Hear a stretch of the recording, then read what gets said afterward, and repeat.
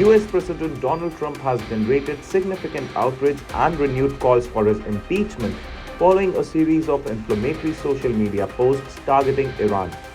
The president's expletive-laden remarks delivered on Easter Sunday threatened severe military action, including the bombing of Iranian power plants and bridges should Tehran fail to unblock the Strait of Hormuz.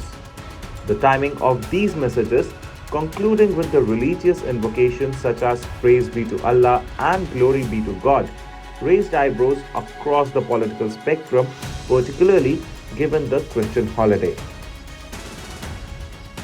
The president's rhetoric drew immediate and forceful condemnation. Democratic Senate Minority Leader Chuck Schumer lambasted Trump, suggesting that the president was ranting like an unhinged madman and threatening possible war crimes. Senator Bernie Sanders echoed these sentiments, characterizing Trump's remark as ravings of a dangerous and mentally unbalanced individual, and urged the Congress to intervene to prevent the Iran war. Senator Chris Murphy, a vocal opponent of the war in Iran, indicated that if he were in Trump's cabinet, he would be consulting constitutional lawyers regarding the 25th Amendment. Senator Kim Kaine of Virginia described Trump's explicit threats as embarrassing and juvenile, highlighting a perceived absence of strategy within the administration. The criticism extended beyond the Democratic opponents, with former Congresswoman Marjorie Taylor Greene also slamming the message, particularly on Easter Sunday, and urging the intervention in what she termed Trump's madness.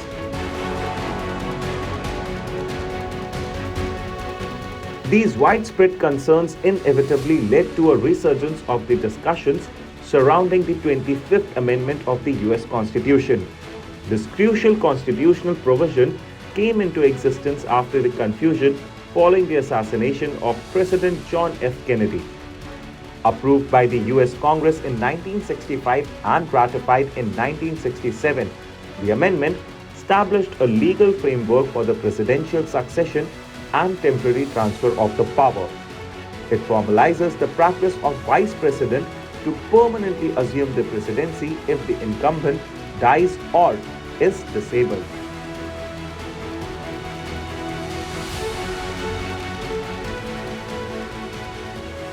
While the 25th Amendment has never been used to permanently remove a sitting president against their will, it has been voluntarily invoked by the presidents for temporary transfers of power.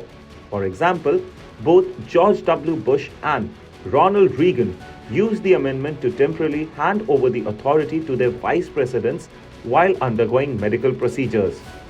Discussions surrounding the presidential incapacity and succession were also prominent during the Richard Nixon's presidency leading up to his resignation in 1973. The amendment outlines a clear, albeit complex, process of invoking its provisions.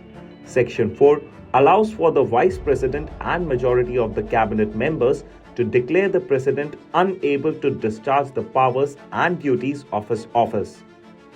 If the President disputes this declaration, then a two-thirds vote by the both chambers of the US Congress is required to confirm the Vice President is in charge. Recent speculations concerning the 25th Amendment has also been fueled by the rumors about Donald Trump's health, particularly following the reports of a visit to Walter Reed Hospital. Both Trump, nearing 80, and former President Joe Biden have faced public scrutiny regarding their physical and cognitive fitness due to age, further contributing to such discussions.